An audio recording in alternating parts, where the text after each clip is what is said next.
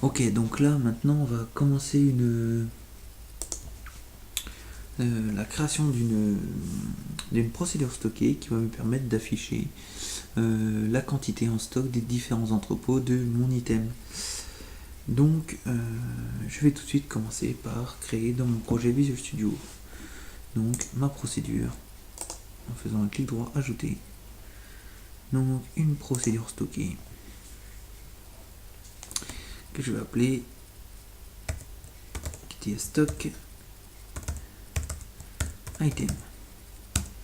Ok.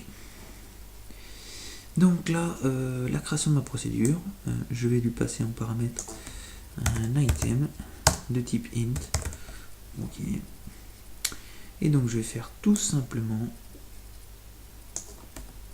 un select warehouse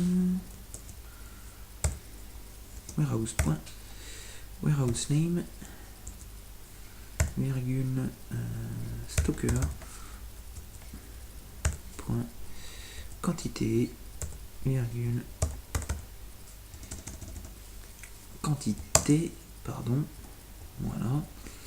Donc minimum quantité, non quantité moins la quantité minimum stocker point minimum quantité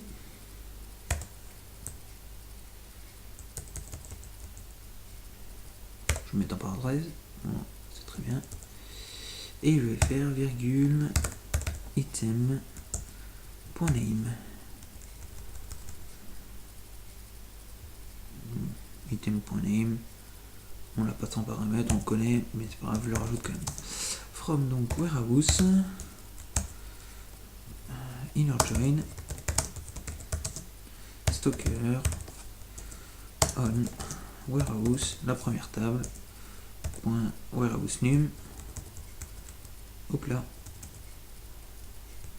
ça a planté, égal stocker point warehouse num inner join.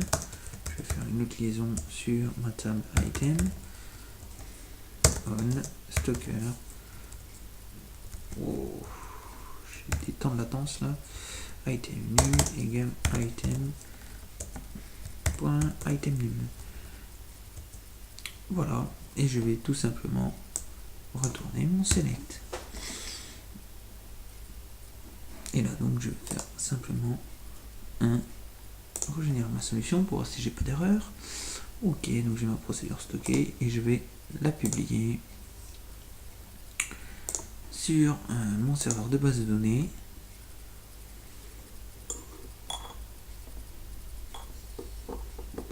Voilà, très bien.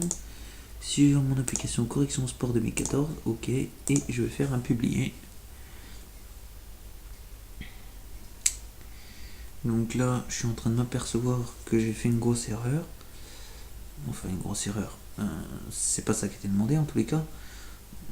Ce qui était demandé, c'était d'afficher la quantité disponible par entrepôt de mon item passé en paramètre. Donc j'ai oublié tout simplement mon where item, prendre la table principale, item num égale @item. Mon item passé en paramètre. Voilà, et je vais tout simplement régénérer ma solution. Ok, toujours pas d'erreur, très bien. Et ensuite je publie, donc sur la connexion que j'ai déjà faite, mais je le refais, c'est pas grave. Ah. Ok, correction sport 2014. Et je fais ok, publier. Et publication terminée. Donc là je vais ici, dans mon correction sport 2014, je vais faire un actualiser, programmabilité, procédure stockée. Comment l'ai-je appelé? Quantité stock item. Donc c'est celle-ci. Donc si je fais modifier, j'ai bien ma procédure stockée comme je l'ai paramétrée au préalable.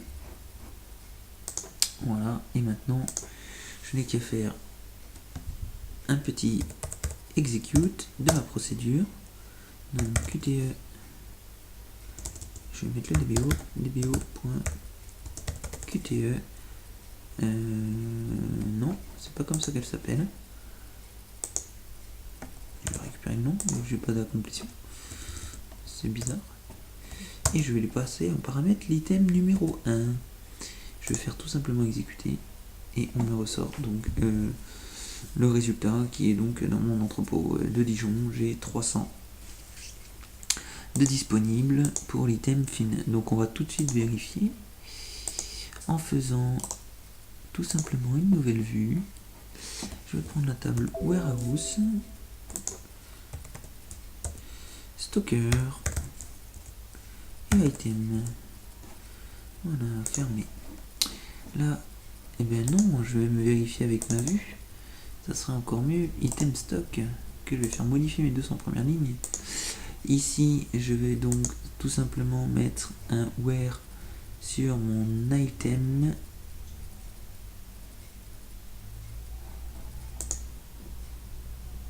Item name. Donc je vais faire un like, au cas où je l'écris mal. Fin, %, donc je prends tout ce qui est avant et tout ce qui est après. Et donc, du coup, j'ai bien dans mon entrepôt de Dijon 500 moins 200 qui me fait donc 300. 300, 200, 200 et 800. Donc, on va tout de suite vérifier 200, 300 moins 1, ok. 500 moins 300, 200, ok. Et 800 par la suite. Donc, voilà comment créer une procédure depuis Visual Studio et la publier dans SQL Server 2012.